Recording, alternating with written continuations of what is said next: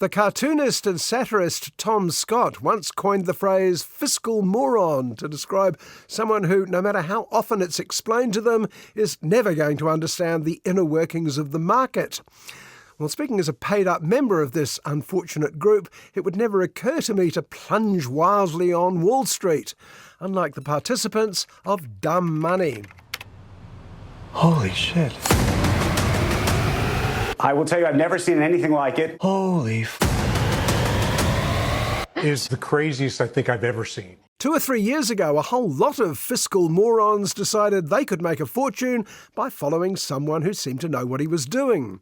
His name was Keith Gill, and he posted regularly on YouTube, calling himself Roaring Kitty. Everything okay? $11 million? What are you gonna do? Get a Ferrari? What the f? Oh, language. The baby's here. Now, before we go much further, a warning, or rather 2 warnings. First, there's an awful lot of casual swearing in the film Dumb Money, often courtesy of the always annoying Pete Davidson as Keith's deadbeat brother Kevin. And second, owing to my fiscal limitations, I understood about half of what was going on, and even less once they started diving into the legal ramifications of market trading. Yo, what up, everybody? Roaring Kitty here. I'm gonna pick a stock and talk about why I think it's interesting, and that stock is GameStop. I love this guy. But one thing I did understand was the golden rule of finance. The ones with the gold make the rules. For some reason, the followers of Roaring Kitty have no idea of this yet, but eventually they're going to get a crash course from the stock market big boys. Retail traders have hooked into GameStop. I think they think it's a good investment. It looks like there's one guy driving all the buying. Who is this schmuck? Dumb money, man. Happy to take it.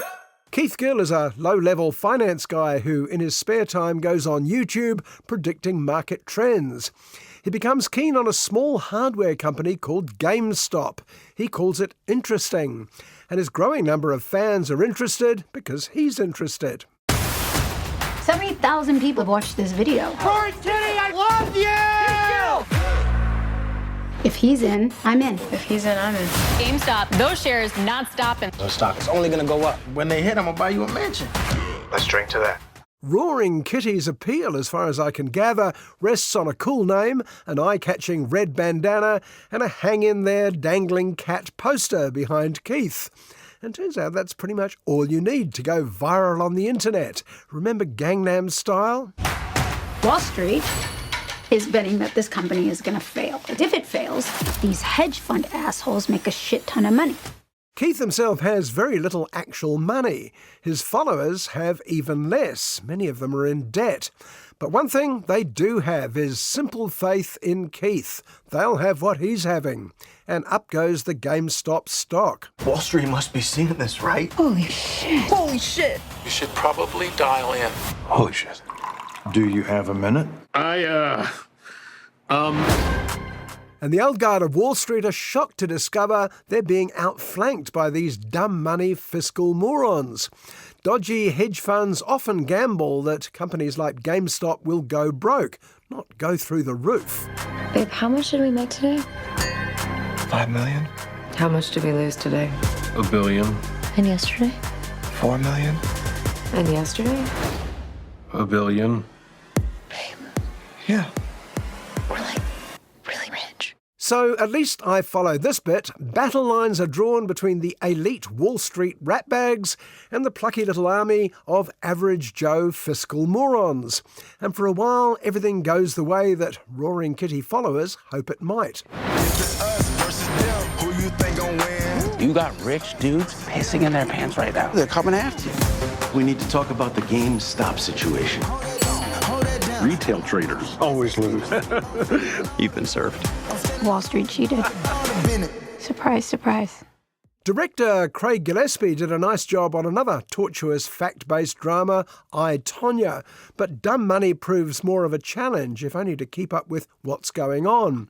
The message seems to be that a system designed to make small fortunes has been subverted by people out to make obscene fortunes. Possibly the producers, the Winklevoss twins of social network notoriety, helped with the technical stuff. You have to testify before Congress. The game has changed. What's the point of winning the race if you let some dipshit steal the prize? A lot of people feel the system is broken. The cast is endearing, though, particularly Paul Dano as the oddly naive Keith Gill up against the tide of capitalism. And Seth Rogen, Vincent D'Onofrio and Nick Offerman have fun playing the capitalists who take a beating for a while. The whole idea of the stock market is if you're smart and maybe with a little luck you can make your fortune. Certainly not anymore. There's no hope for the little guy. Maybe now there is. In the end, the story of Dumb Money was a bit like a good run at a Las Vegas casino. Lots of excitement, huge amounts of money appearing, being redistributed, and then vanishing without a trace. And of course, the house nearly always wins.